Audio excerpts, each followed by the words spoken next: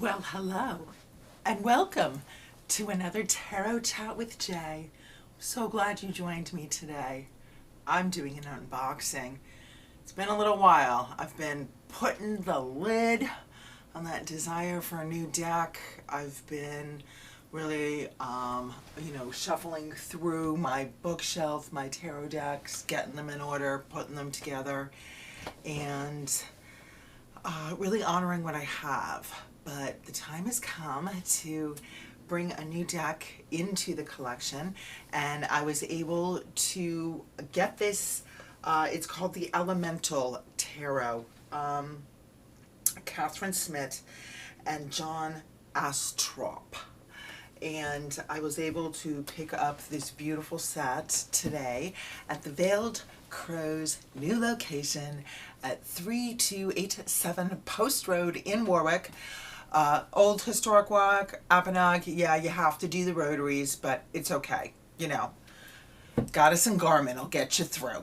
So I picked this up at today's new location to celebrate their grand opening, and I'm super excited to do an unboxing with you. So let's get to it. Gorgeous box. So this is a Rider-Waite Smith loosely. It's definitely not a straight tarot deck. So, the ones based directly on them. I'm trying to say it sort of takes a different system. So what I have on hand, in case you get any lost, is my Ambassador deck, the Everyday Tarot, which is a beautiful, also graphic, purple, white, and gold Rider-Waite. Ooh. So this is supposed to be, 78 cards, goes through major, minor arcana, goes through suits, but it's based on elements. Which is a way I like to go through tarot. It's really tactile, the box. Look, elements on the side, our little ribbon thing. I think it slides out. I don't have any that do this. It slides out like a little drawer. Ooh. All right. Box comes apart. Full book. Full on bookity book. Smells good. Who published this thing? I wonder. Let's find out. The publisher is Red Wheel. Oh, Red Wheel.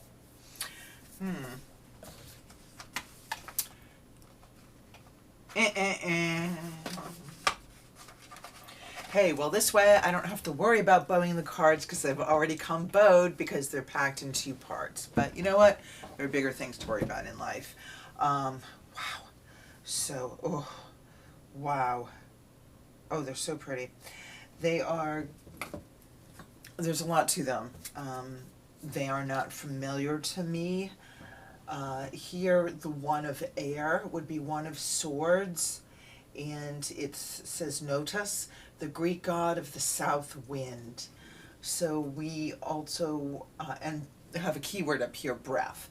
So I see something that looks familiar as a sword. I understand the singular ace energy that we would have here. The light blue makes sense to me in the air suit. And then up here we also have cool glyphs that are astrological, which brings us into Mercury. I'm not even sure. Yeah, Mercury and Venus, I think. Wow, back's really pretty. Greens, 2, 3 for breeze. 4 is ozone. Oh, and this is Quetzalcoatl, the Aztec god of wind and sea breeze. And that's so pretty. Quetzalcoatl god is depicted with a bird, which would be the Quetzalcoatl bird as well, and the maize or corn that's here growing at the bottom, which represents sacrifice, continuity, rebirth, and cycle. Oh, that's so cool. I don't have Quetzalcoatl in any of my other cards. Here's Storm for the 5 of air, upside down person. Adad, the Assyrian god of storms and floods. I think this is going to be so cool to look through. Alrighty. So in the first little pack we have the air, and then when we come to earth, for here's one of earth with this little garlic seed here at the bottom and the rays coming down from the solar. That is an Egyptian symbol that means growth. I believe it's like a walled garden, a safe place to grow your crops.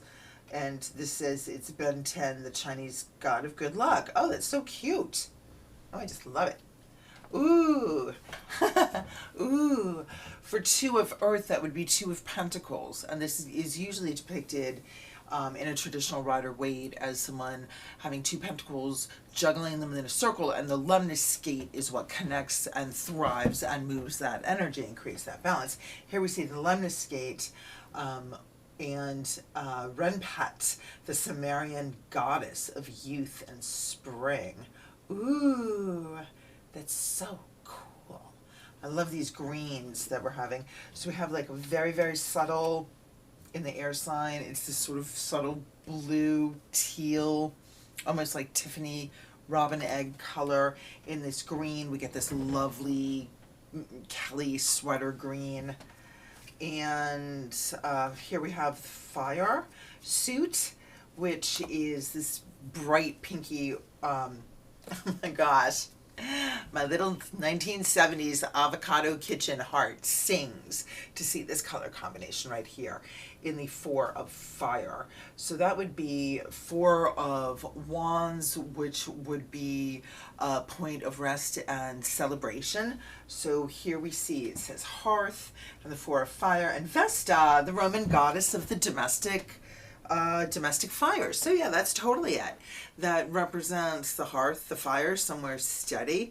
And Vesta, of course, if you're building a hearth, you have to have four sides. You know, three was just not enough. That's so neat. I love this, the way they've connected. It's super smart, very smart, and there's a lot in here to learn from. So I want to look at the next pack. Those were three of the suits. Aww. What am I going to do? I'll just riffle it backwards for a little while. You know what I mean? Riffle it backwards, and then it should put my bow into their bow. If it's really heavy, I can put it under some heavy books, because I've got some heavy books. And, you know, it's just, I won't use the tray. I don't know. I'll figure it out, but clearly I can make myself a little pouch. So, let's look at the next section. Ooh, Pegasus, son of fire. Athame, the sun in summer. There are lovers and a Pegasus and people in motion and some elemental symbols down here. The earth is way in the back. We have rainbow wings, glyphs over here, a whole bunch of stuff over here. I don't even know what this is, but I'm looking forward to, you know, clearly cross-referencing into the big fat book and seeing what some of those symbols might mean, these little tiny things in the corner. And then, ooh, the Fool, potential. Wow. So through the minors, we are introduced to different characters. Vesta, for example, or, you know, we saw the Assyrian gods in here, or Ogunun, the African god of iron and steel for furnace, the Five of Fire, the Five of Wands. That's, wow, that's a really cool way to depict the Five of Wands, which is like lots of energy going everywhere. And if it goes badly, it goes very badly. If it can work together, you can produce steel and iron out of meteorite through elements and magic. But here we have in the major arcana, we have keywords and then little phrases. So for the Fool, standing under his palm tree, it says potential. I am the unlearned and they can learn from me. That's really wild. The trickster rather than the magician. confidence. I am knowledge and I am ignorance. I am falsehood and I am truth. I love that paradox, that juggling, that as above, so below, and the mirroring. That's just such a cool dichotomy. So this is the card. Here we are. So it's number 2 as virgin and receptivity. I am shame and I am boldness. I am shameless and I am ashamed. I'm not sure if I like that tag, but this image. This female lying on her side under a forest, under a full moon, in front of a book with a rose, and her hair comes down. And that is the High Priestess card. She represents the river. She stands in between columns. She has the moon and mystery linked to her with wisdom and feminine, and she is the road. I saw this card, the image alone on the book, and low grade fell in love with it. This deck really, I hadn't seen it before. It wasn't something like I'm like, oh, that deck that I'm looking for, that's on my list, that I really would love to have, blah, blah, blah. It's not one of those. It came across my vision. It just came to me, and I was like, I really like that card. I really want it. So, Empress, Mother, Emperor, Pope for belief. 6 is not as the Lovers, but as choice.